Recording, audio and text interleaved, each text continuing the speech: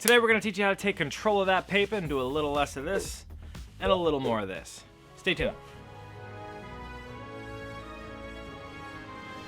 What's going on, fam? Welcome to Skill Tree, where we learn how to do just about everything. So congrats, you've put in that hustle and managed to just save the fattest of stacks. But before you go blowing it all on Funko Pop figurines and expensive liquors, have you managed to squirrel any of it away for a rainy day?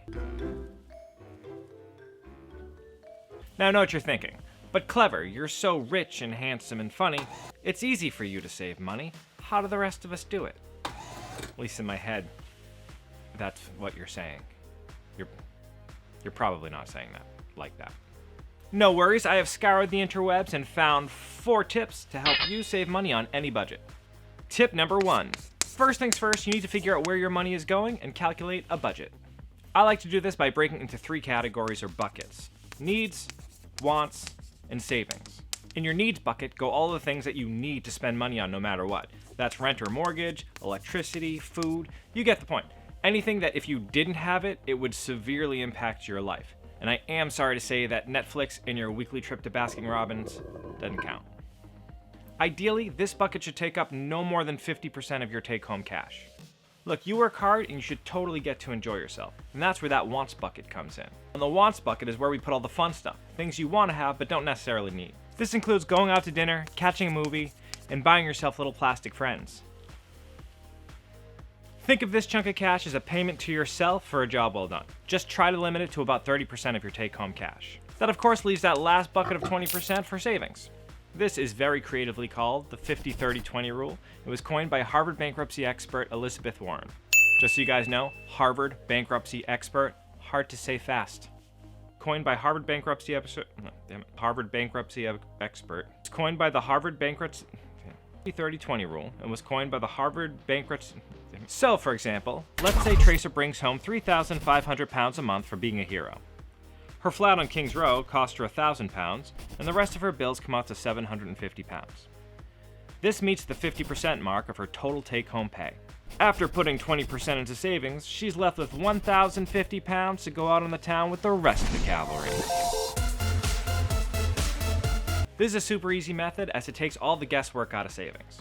It's also really good because it points out those spending imbalances and lets you realize the things that you're spending money on that you don't really need. Tip number 2. I call this one the zero out method, and it's super easy. All you need is a checking account, a savings account, and either your bank's app or access to their website. At the end of every day, just log on and zero out your checkings account by rounding down to the nearest 10 and adding the difference to your savings account.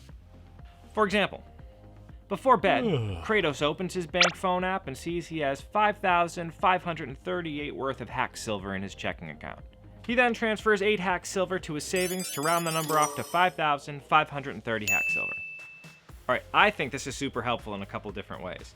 First of all, you are saving in a way that doesn't feel like you're taking large chunks of money from yourself.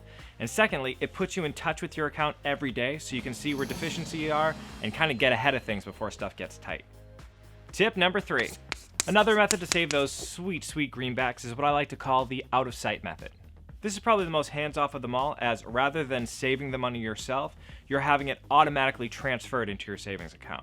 Most companies will do this for you, rolling it over to like a 401k or a savings plan, but you can do this yourself as most banks will let you schedule auto transfers ahead of time.